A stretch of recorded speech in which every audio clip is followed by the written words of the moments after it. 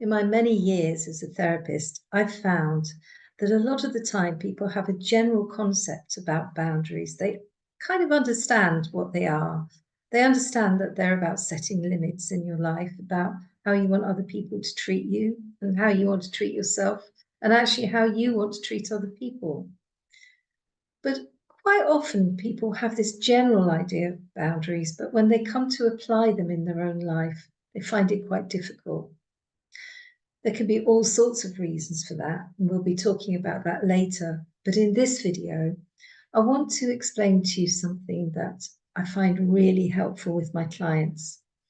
My clients come to me and they say, I want to say no. I want to not keep giving away all my time and energy. I want to do what I want to do, regardless of what other people say or think.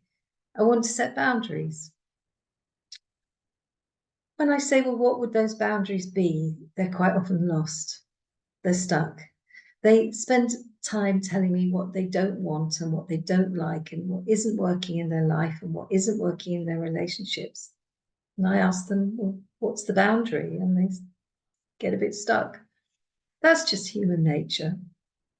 But it's really helpful to start from this perspective, to understand boundaries at this point.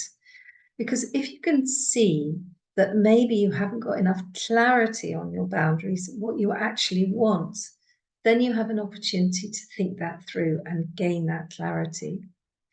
It's human nature to talk about what we don't want and focus on what we don't want. It's kind of a survival thing. You know, once upon a time, we knew we didn't want to get chased by a wild animal and eaten.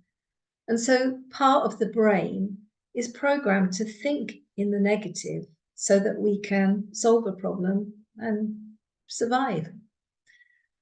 The trouble is, if we're always thinking about what we don't want, it doesn't really help us to feel empowered to make changes. And when we tell other people about what we don't want and we don't like, it kind of doesn't really empower them or make them feel like making changes either. It sort of makes them feel judged and shamed and nowhere to go. So the trick with boundaries, to get very clear on your boundaries, is to understand what you do want. So for example, if somebody is taking up a lot of your time and energy and making a lot of demands on you, you don't want that. What you do want is to have more time, more energy, and to be able to be kind and help that person, but within your own time framework and with your own energy.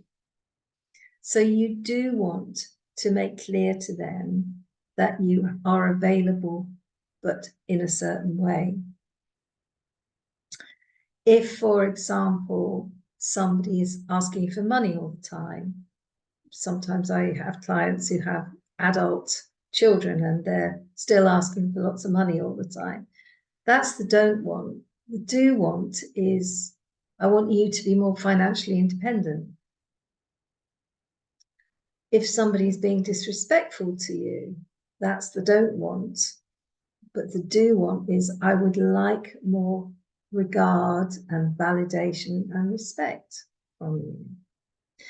Once we're able to flip our don't wants into do wants, then we have much more clarity on what our boundaries are. And when we have that clarity on our boundaries, it's much more easy to set them and to communicate them, because we have that sort of sense of certainty. And there's a positivity as well. When we can say to somebody, I would love it if you could give me more respect. It would be great for our relationship if you could give me more respect. I'd love to help you with money, but actually, you know, it would be even better if you could learn to budget, and I'll help you do that.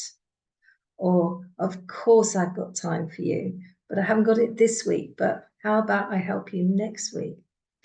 You know, you're actually giving that person something positive that they can get hold of and think about and agree to and work through in their mind, rather than making them just feel bad about themselves because they're asking too much of you or pressurizing you too much. So what I'd like you to do is I'd like you to notice all those don't want thoughts that go through your mind, all the thoughts of, oh, I wish you wouldn't, I don't like it when you, I hate it. People quite often use that word hate in their mind.